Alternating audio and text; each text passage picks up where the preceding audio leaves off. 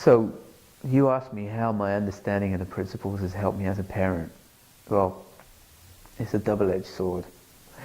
So it helps me as a parent because it doesn't, when I get at loggerheads with one of my kids, it doesn't take me that long, like years, to realize that I'm lost in my own mind and I'm part of the problem of the dynamic, and that I have to bring a different tone or feeling or feeling of sanity to the proceeding. So one of the things it's allowed me to do is short circuit and undermine bad dynamics and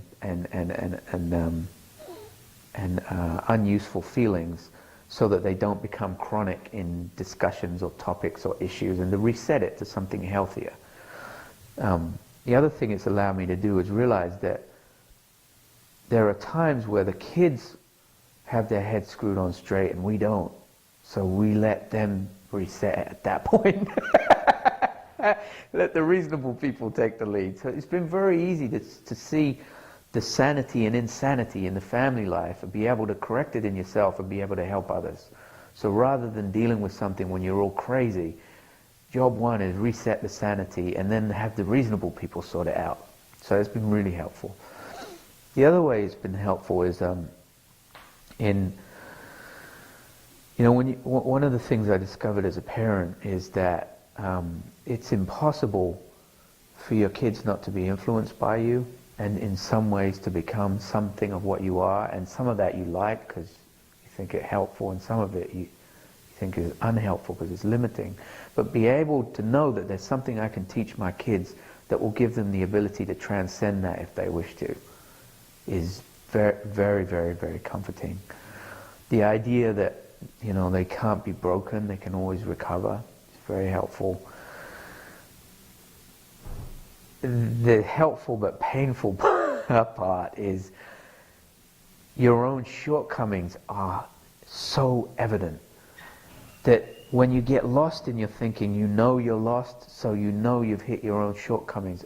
On the plus side, it stops you from propagating it. But on the downside, it's painfully obvious where you're not up to the task of parenting, which is good because you don't make things worse, but it's painful.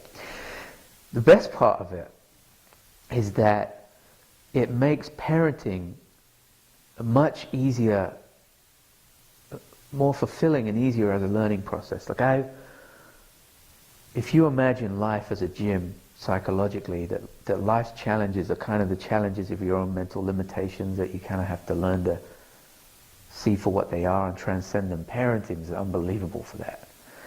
And knowing to look in the direction of my own understanding and recognition of thought and appreciation of the principles has been invaluable in that. So I can see the moments in parenting where I hit my limits, and it's an incredible learning opportunity. So for example, I remember when my daughter was about 2 years old, she was just learning to use her own ability to think, to have long tantrums.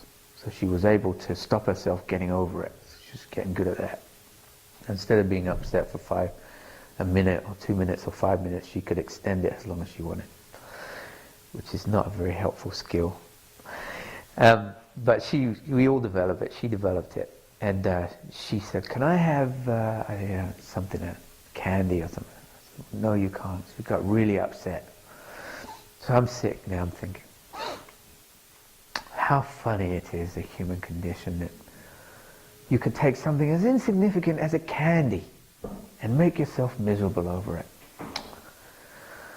And I thought, not like me. We'll wait till she realizes she doesn't have the luxury of being upset about trivial things, and she learns that there's things, more important things, that are going to be upsetting, like your finances. And suddenly it dawned on me, what's the difference? If you take a thought and choose to make yourself miserable over it, you're always going to think it's important enough to do that. So if you took, how important does Aaron think finances are? Here. How important does Emily think the candy is? Here. It's just, the flavor du jour excuse to get yourself all upset. Doesn't help either way. I realized, oh my God, I'm exactly the same. It's been easier to think about finances with a clear mind since then. So it's been very helpful, very helpful. It's all grist for the mill. But actually the other part that's been helpful in parenting is realizing the ability to kind of love and appreciate your kids more. I mean, you never feel like you do justice to that you're always a superficial version of what you feel in your deeper moments. But understanding how to move in that direction and to appreciate that has been invaluable.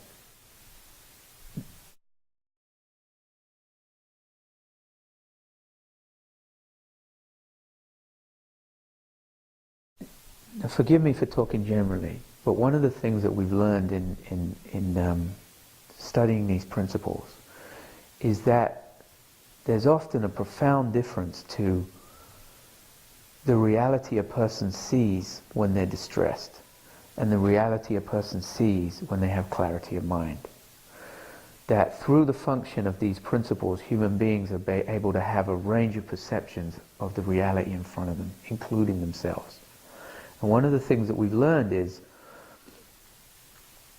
people's perception gets more hopeless and less productive the more upset they get. And it gets clearer and more helpful the better they feel. So the thing I would tell someone like that is, just because you see something as real and you feel that it's real doesn't mean it's real. And the more distressed and hopeless you are, the more suspicious you might want to be about that. So the first thing I see is you've got to be willing to overlook your own perceptions when you're distressed and hopeless. And if you're willing to do that, if a possibility exists for you, it becomes possible the minute you're willing to be suspicious of your own perceived reality. So the most important thing is, when you feel hopeless and distressed, not to have to take your perceptions as if they're real even though they feel real. That's the most important. My professional opinion is that any lack of well-being is easily correctable through an understanding of these principles, that we all possess the same potential for well-being, and the only thing that stands between us and that potential is our perceived thoughts to the contrary. And as soon as we realize that those are ideas, they're not a reality, but we have to experience our own ideas as if they're a reality. If you think you're late, you're going to feel rushed. Does that mean you're late? Not always. Your clock might be wrong. Okay? So it's firstly to be suspicious of buying into your own feelings and perceptions when you're hopeless and distressed, especially if it's about yourself. It looks that way because you feel that way. And secondly, I'm very confident that